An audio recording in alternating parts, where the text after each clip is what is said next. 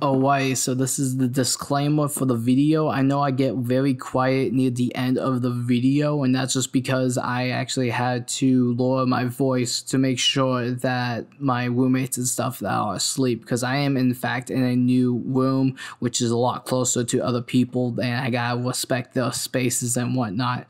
Also, I'm going to bring up that this is a retrospective look at all the games.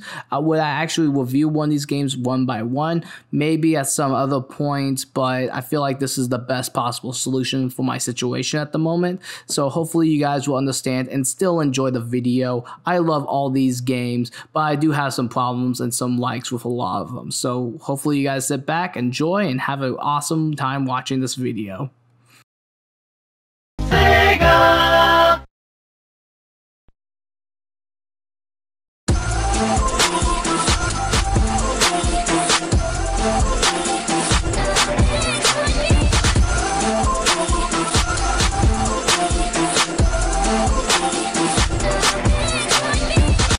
Yo, what's going on, guys? It's your boy TheGamingTrouge here, and here we are, a new living space. But I'll talk more about that at the end of this retrospective. But you know something that I've been wanting to talk about for a long time?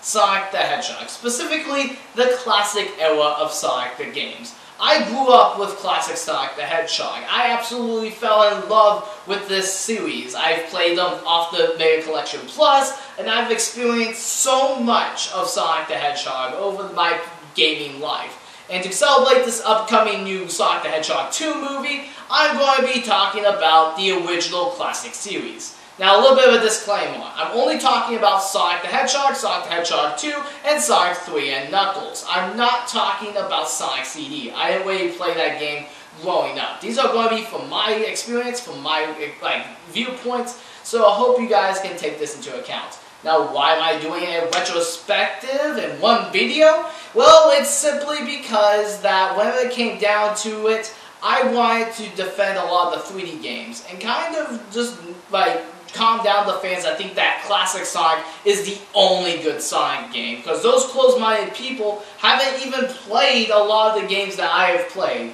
So you know what, to the closed-minded people that end up watching this video, this is my review of classic Sonic the Hedgehog.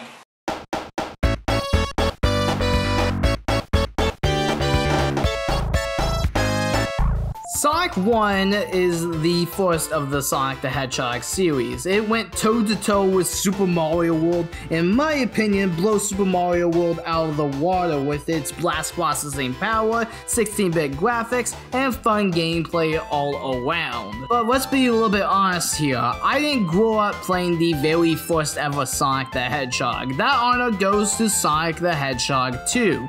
Well, we'll get to that in a little bit. So what is the story of Sonic the Hedgehog?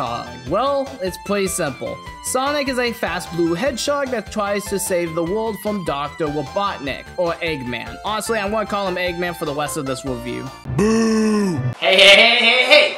Knock it off. Knock it off. I honestly don't care what he's called. He can be called Dr. Bacon and Eggs, and I honestly won't care. Oh, and let's not forget the Chaos Emeralds. Collect 6 of these and you get the best ending of the game. It doesn't really do much of anything, at least not that I've seen, so they're basically just bragging rights at the end of the day, but it's how you get the quote-unquote best ending. Sonic may be the fastest thing alive, but that doesn't mean he doesn't know how to put up a fight. By simply jumping on an enemy, he can just annihilate him, similar to Super Mario. But one thing that him and Mario doesn't have is a spin dash. By moving and then hanging down at the right time, he can go into this little ball form and spin dash while keeping his momentum. This alone makes going through stages relatively fun in the classic Sonic games, and something I still love. Just the amount of speed and adrenaline that the first couple stages give you, it's just nuts. I say that, but this second stage literally blows. I hate this stage so much. But regardless, I think that Sonic the Hedgehog 1 alone is a pretty good game.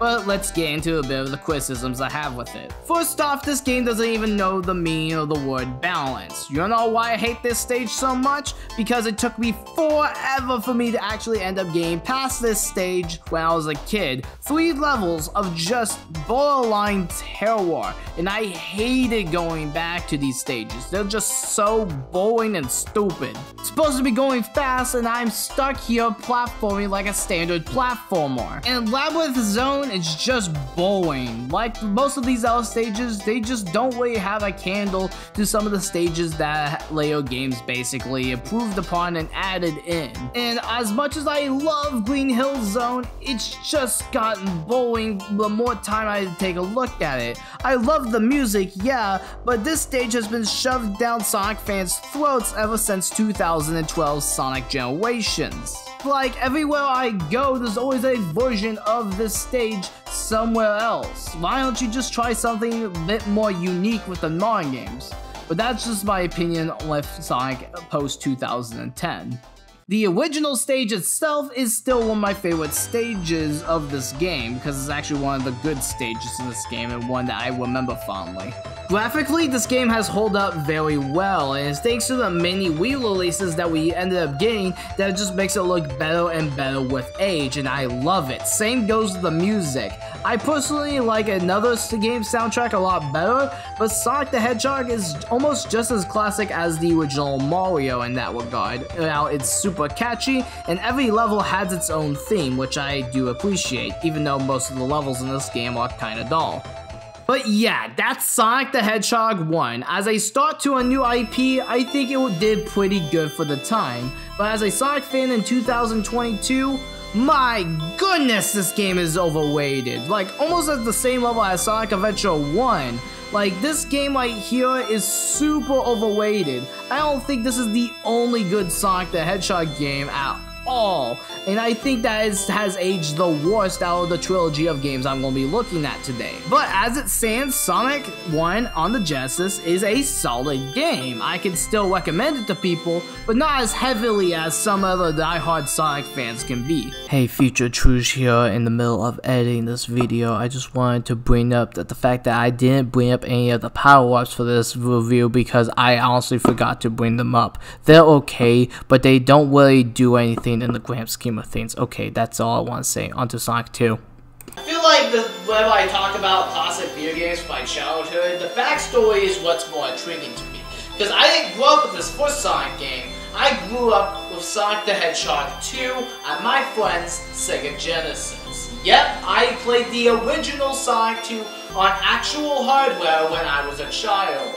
But unfortunately, she ended up moving away, so my dad got me the Mega Collection, and that's where I fully played a lot of the classic Sonic games, starting with Sonic the Hedgehog 2.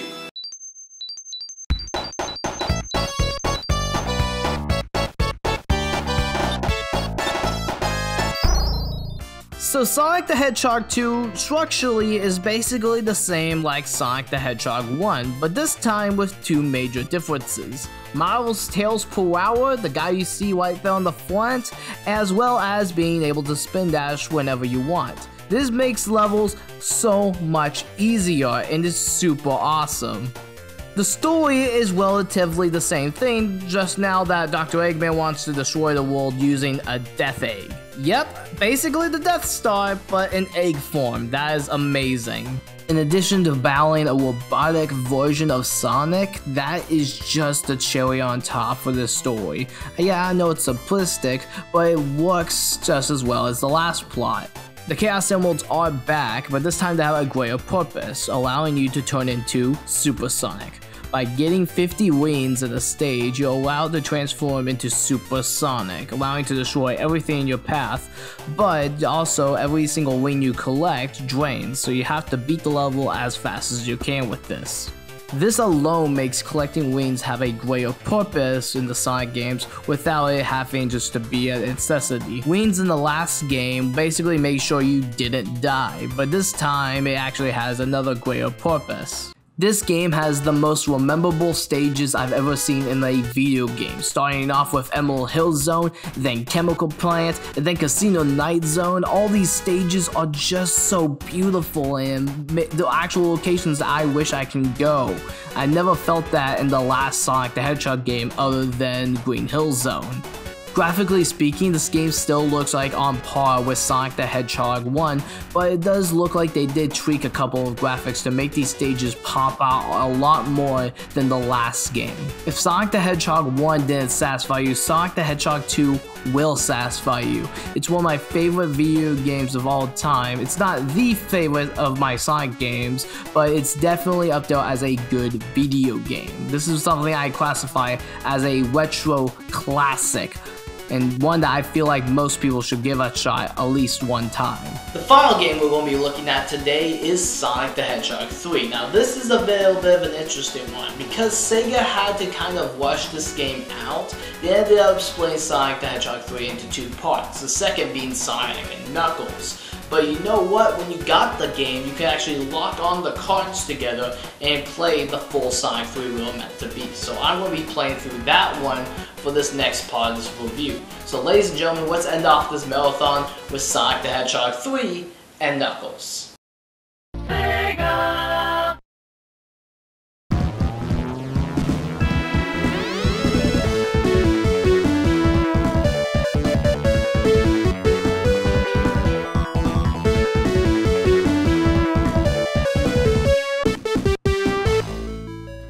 The story is a little bit more sophisticated, so I'll try my best.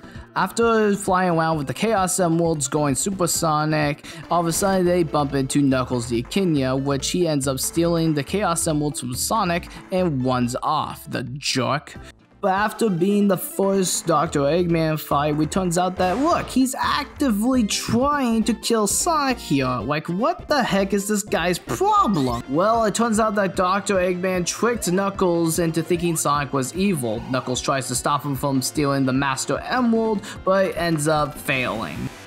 So now it's up to Sonic and Knuckles to go and stop Dr. Eggman from using this new Death Egg to destroy humanity. And with one awesome final battle, it finally ends Sonic 3 and Knuckles. Like I said, the story is all over the place and I feel like I did skim over some stuff, but I also really didn't have the instruction manual of this game. Yes, I did know that the Mega Collection did come with an instruction manual, but I never read through it. I did glance through it, but I never actually read it. Now before I get too deep into this, I just wanted to remind everyone that I've totally forgot to get footage of Knuckles and totally forgot to get footage of Tails. That's on me and I apologize about that, but they do play very well. Tails can fly and find secret areas, same thing with Knuckles, he can also glide and climb up stuff, which is pretty cool.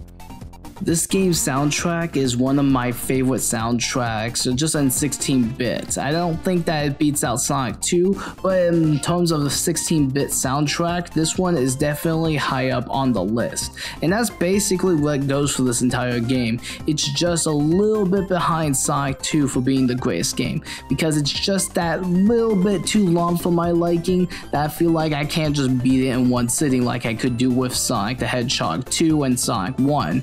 But you know what? That's not inherently a bad thing. I think that Sonic the Hedgehog 3 is a fantastic work, and I think it's one of my favorite games just on that system. I know it doesn't really beat out Sonic the Hedgehog 2, but it's still among one of my favorite Genesis games. It's so fun, it's so fresh, it's so fast, but also the levels that are not necessarily that fast still are pretty fun to play, and I've absolutely just adored this game. Sonic the Hedgehog 3 is an awesome time, and you're in for a treat if you decide to play this game.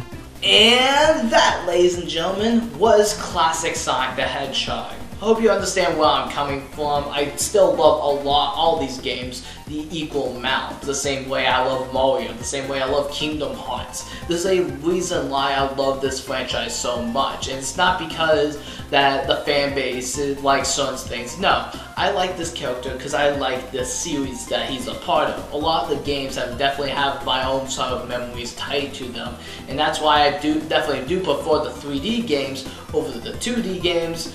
but still, the 2D games are still good games in their own right. I'm not boycotting the 2D games because they get all the love, but I'm just expressing my thoughts and opinions about it. So hopefully you guys can understand and accept my opinion. It's not going, obviously I'm not saying that if you guys find something that I didn't really like, more power to you. But it's just a different outlook on the series that's definitely had a rocky history, as a lot of you guys probably already know. But I did tell you guys, I was going to tell you guys about why I'm in this room instead of my normal room. Well, the answer is right here. That's it. Thank you guys so very much for watching this video. Have yourselves a fantastic night, and keep gaming.